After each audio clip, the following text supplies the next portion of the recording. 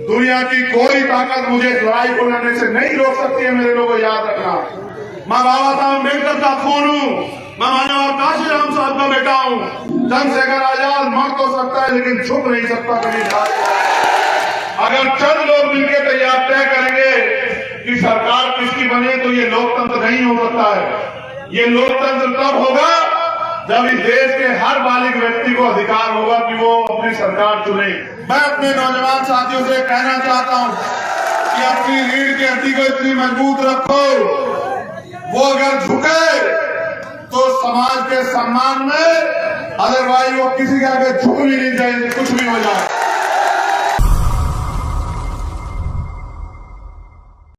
मैं याद करता हूं बाबा साहब अम्बेडकर के संघर्ष को, और मेरे याद आता है कि बाबा साहब हमें जातियों से निकालकर वर्ग में बना के चले गए। उन्होंने देश के सैकड़ों टुकड़ों में बटे, हजारों टुकड़ों में बटे अनुसूचित जाति, जिनको हम दलित समाज भी कहते हैं, उनकी सारी जातियों को इकट्ठा करने के लिए उनके लिए एक वर्ग अनुसूचित जाति बनाया और 3000 से ज्यादा पिछड़े वर्ग को, जो जातियों में बटा, व्यवस्था के आधार पर जातियों में बटा था, उनको अन्य पिछड़ा वर्ग बनाने का काम किया। उनके अलावा जो और अन्य जातियों में बटा हुआ था, उसको शेड्यूल ट्राइब, अनुसूचित जनजाति के रूप में वर्ग बनाने का काम किया।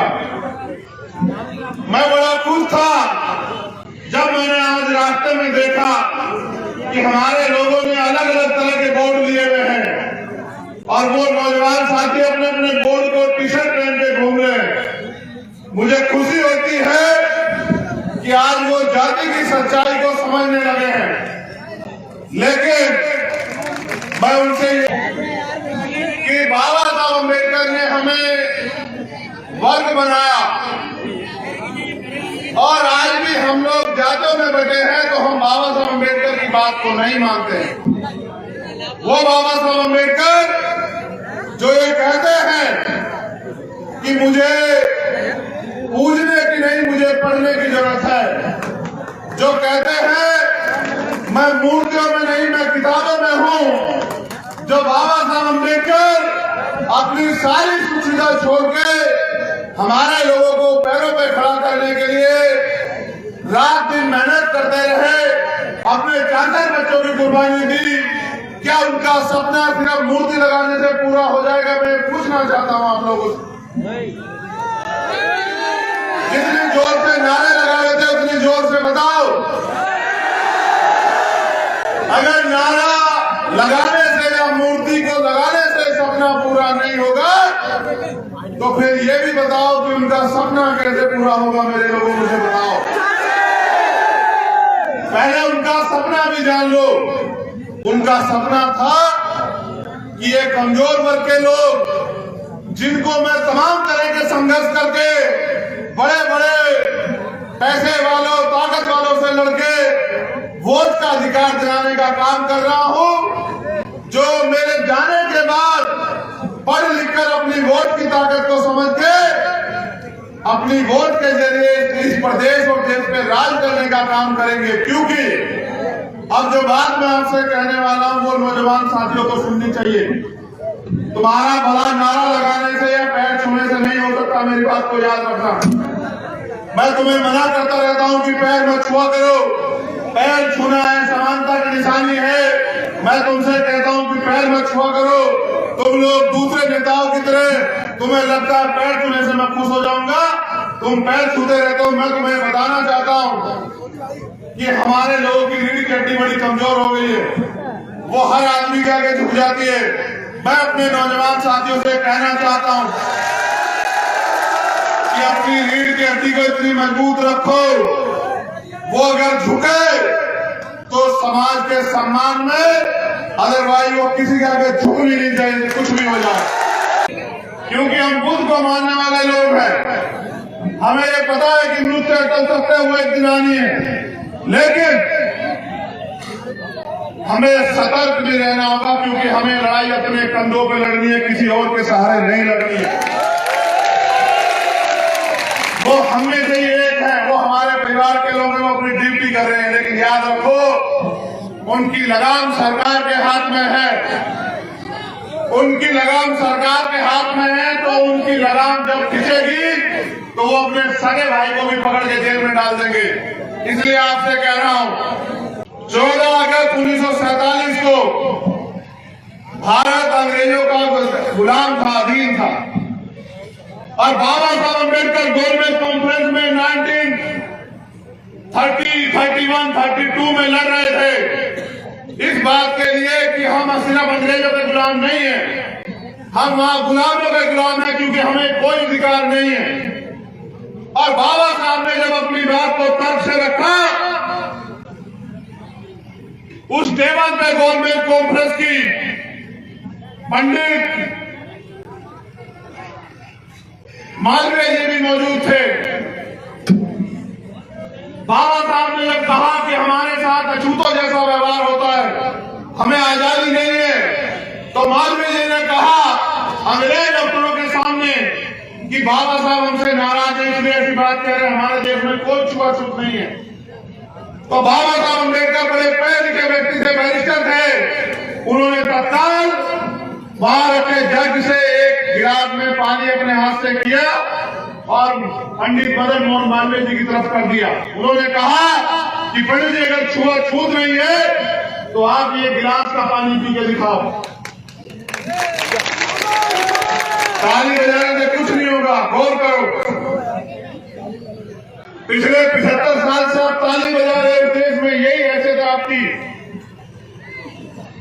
जब को गिलास किया गया तो पंडित मदन मोहन मालवीय इतनी हिम्मत नहीं जुटा पाए कि एक पढ़े लिखे डॉक्टर बाबा साहब अम्बेडकर का छुआ पानी पी ले। तब अंग्रेजों को भी विश्वास हुआ कि डॉक्टर अम्बेडकर झूठ नहीं बोल रहे हैं। तब उन्होंने कम्युनल अवार्ड दिया, और कम्युनल अवार्ड के खिलाफ भी गांधी जी इलाहाबाद जेल में अनशन पर बैठे, बड़े मुश्किल से रोते हुए 1932 24 सितंबर बाबा साहब अम्बेडकर ने यह समझौता किया जिसको हम लोग पूना पैक्ट के नाम से जानते हैं।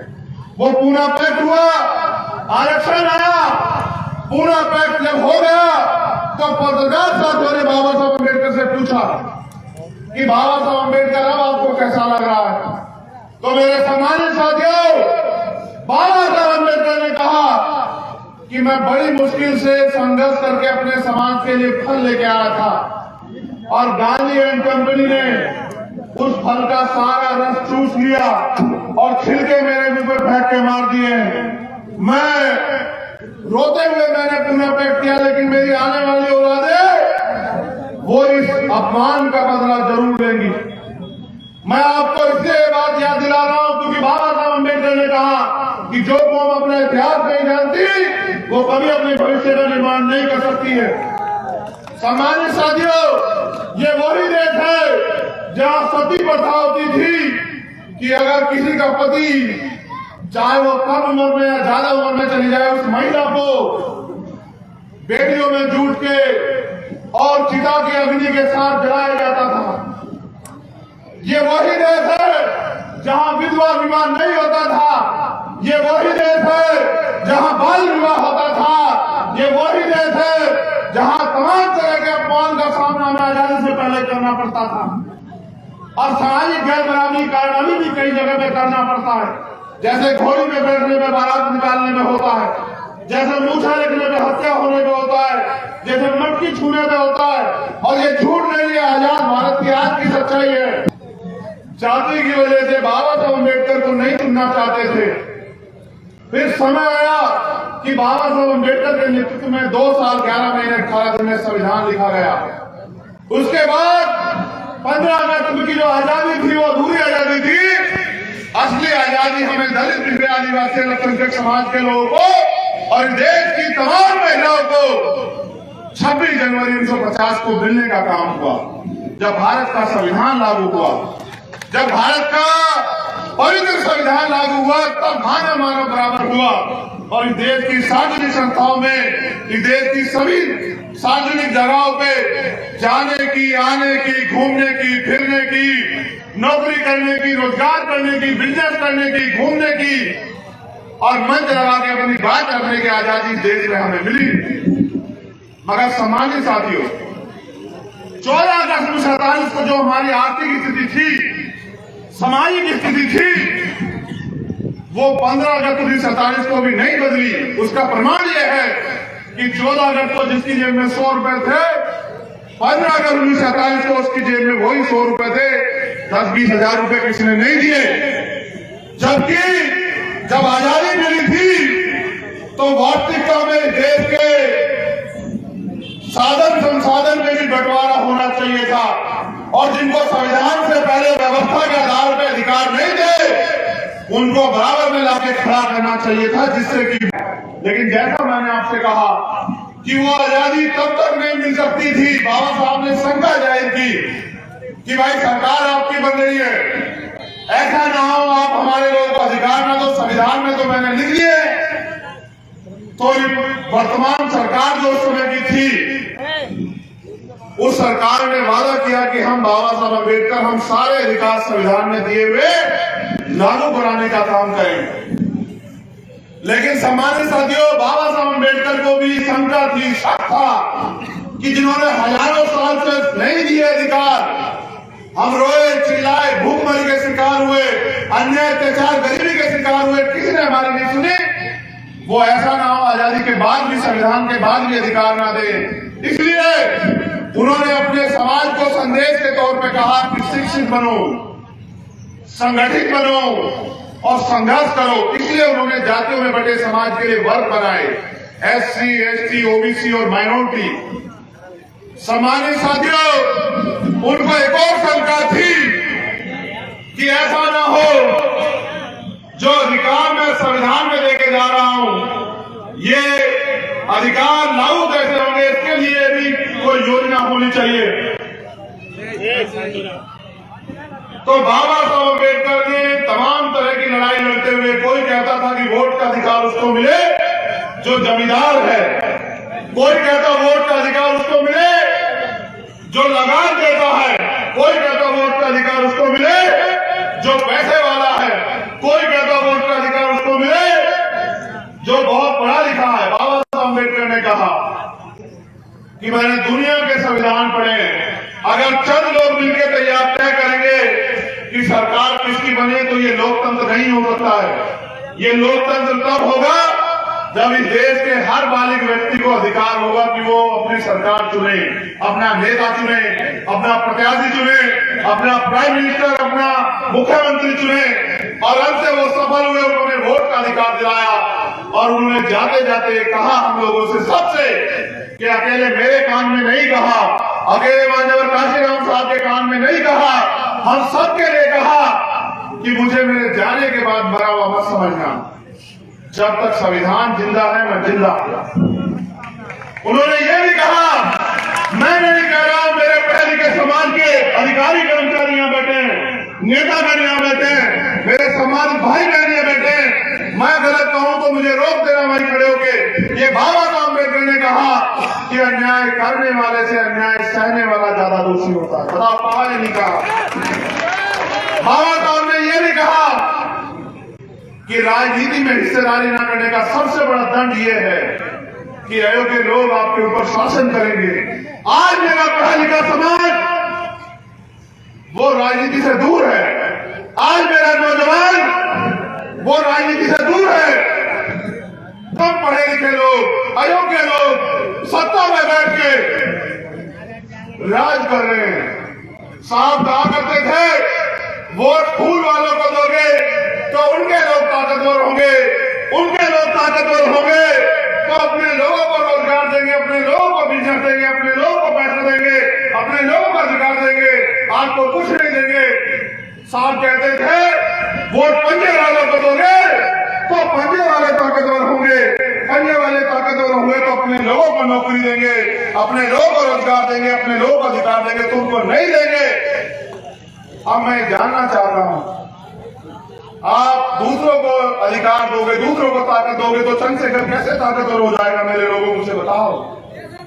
अगर आप उनको ताकत दोगे वो ताकतवर होंगे, वो ताकतवर होंगे तो अपने लोगों को अधिकार दोगे, वो अपने लोगों को अधिकार देंगे तो मेरे लोग तो सड़कों में बेरोजगार भी घूमेंगे। यहाँ जितने नौजवान बैठे हैं भाई और बहन, कितने सरकारी नौकरी लगे हैं, पिछले 5 साल में जरा हाथ उठा के मुझे दिखा दो, जो लगा हो मुझे बताओ। पिछले 5 साल में पहले नौकरी लगते थे एक का मतलब समझो कि हजार लोगों में एक आदमी नौकरी, तो इसको समझो। पहले हर साल 2-4 लोग रोजगार पे लगते थे आपके गांव देहात से, आपके रिश्तेदार, आपको खबर आती थी। आरक्षण, सरकारी नौकरियों में आरक्षण, जब 2 अप्रैल को इन्होंने SC/ST एक्ट के खिलाफ संघर्ष किया, सरकार सुप्रीम कोर्ट के आदेश के बाद आपने संघर्ष किया, तो सरकार डर गई। सरकार डर गई तो उन्होंने कहा सीधे से मुकाबला नहीं कर सकते, आरक्षण नहीं खत्म कर सकते, तो अब इन दलित पिछड़े वर्ग के लोगों को सड़कों पर लाने का तरीका यही है कि सारे सरकारी डिपार्टमेंट प्राइवेट कर दो। जब सरकारी डिपार्टमेंट प्राइवेट हो जाएंगे, प्राइवेट सेक्टर में आरक्षण नहीं है, तो दलित पिछड़े वर्ग के लगे लड़के मेहनत मजदूरी करेंगे, किसी का तस्ला उठाए, किसी खेत में काम करेंगे, किसान कमेरे पिला दे। अगर आर्मी में चली जाती तो इन्होंने अग्निवीर लागू कर दिया कि 4 साल के लिए नौकरी मिलेगी। अगर हमारे वर्ग के लोग सफाई कर्मचारी काम करने लगे तो इन्होंने वहां भी ठेकेदारी लाकर घुसेड़ दी कि ये पैसे वाले ना हो पाए, पूरे दिन सफाई करे और फिर 5-6 हजार रुपए में अपने बच्चों का पेट भी ना पाल पाए। मैं आपको ये बताने के लिए यहाँ आया हूँ कि अगर आप मुझे ताकत नहीं दोगे तो मैं आपके अधिकार कैसे सुरक्षित रख पाऊंगा, मुझे आप बताओ। भाई कानून सड़कों पे नहीं बनते, सभाओं में नहीं बनते, कानून विधानसभा और लोकसभा में बनते हैं, और कानून लगाने की शक्ति, लागू कराने की शक्ति उनके पास होती है जो सत्ता में बैठे होते हैं। दुनिया की कोई ताकत मुझे लड़ाई को लड़ने से नहीं रोक सकती है, मेरे लोगों याद रखना। मैं बाबा साहब अम्बेडकर का खून हूँ, मैं मानव काशीराम साहब का बेटा हूँ। चंद्रशेखर आजाद मर तो सकता है लेकिन झुक नहीं सकता कभी। मैं आपसे पूछना चाहता हूँ कि मेरा भी संघर्ष आपसे कुछ मांगता होगा, मेरा भी संघर्ष मेरी माँ बहनों से कुछ उम्मीद रखता होगा। जब जो लोग जिनका कोई वास्ता नहीं है, जो सिर्फ पैसे की और चुनाव की रिश्तेदारी आपसे रखते हैं, जब आप उनका साथ दे सकते हो तो मेरे हाथ मजबूत करने में क्या बुराई है बताओ। अगर आज सब लोग अमीरों के साथ खड़े हो जाओगे तो बताओ किसी गरीब के बेटे में हिम्मत होगी कि वो लड़ पाए। ये जितने लोग मेरे साथ बैठे हैं मैं जानता हूँ ये गरीब की औलादे हैं, और आज तक का इतिहास गवाह है किसी अमीर ने गरीबों की लड़ाई नहीं लड़ी है। गरीबों ने अपनी लड़ाई अपने कंधों के दम पे लड़ी है, अपने पैरों पे लड़ी है, इतिहास गवाह है। कब तक आप लोग लोगों में भरोसा करते रहोगे? मेरी बहनें यहाँ बैठी है पढ़ी लिखे, जो पढ़ी लिखी बहनें मुझे जानती है वो हाथ खड़ा करें एक बार तो मेरे संघर्ष को देखती है। क्या तुम्हें मेरे ऊपर भरोसा नहीं है क्या? नहीं, मुंह से बोल के बताओ, तब तक नहीं मानूंगा। तुम लोग चुप रहो, भाई मात्र शक्ति को बोलने दो, मेरी बहनें माँ जवाब देंगी। क्या आपको अपने खून पे भरोसा नहीं है क्या? तो है तो फिर ये बताओ, अमीरों का साथ दोगी या अपने भाई का? बताओ। ये अमीर नहीं मिलेंगे चुनाव के बाद, ये आपका गरीब भाई आपके साथ खड़ा रहेगा, और जहां अन्याय अत्याचार होगा आप तो याद रखो, जैसे जैसे मैं ताकतवर होता जाऊंगा हमारा संगठन ताकतवर होता जाएगा। आपकी तरफ आग उठाने वाला 1-1000 बात सोचने लग जाएगा कि वो गलती ना कर रहे थे, क्योंकि मुकाबला चंद्रशेखर आजाद से होने वाला है। फिर आपने कहा अगर आप पे राजनीतिक शक्ति ना है मेरे लोगों, तो वो होगा जो हाथरस में हुआ। और आप जानते हो कैसे कैसे लड़ाई लड़नी पड़ी मुझे हाथरस की, तब जाके उस परिवार की न्याय की उम्मीद जगी, और किस तरह से सत्ता में बैठे गए लोगों ने अपने न्याय को कुचलने का काम किया। मेरे लोगों, मेरी लड़ाई अगर है तो आपके लिए है। अगर एमपी बनना होता तो मैं अपने जिले में खड़ा होता, इन गलियों की धूल नहीं भाग रहा होता। मेरी लड़ाई सिर्फ ये है, मैं मुख्यमंत्री बनना चाहता हूँ, मैं प्राइम मिनिस्टर बनना चाहता हूँ। हाँ, मैं बाबा साहब अम्बेडकर और माननीय काशीराम साहब का अधूरा सपना कि देश में हमारा राज आए और हमारा आदमी प्राइम मिनिस्टर बने, उसको मैं पूरा करना जरूर चाहता हूँ।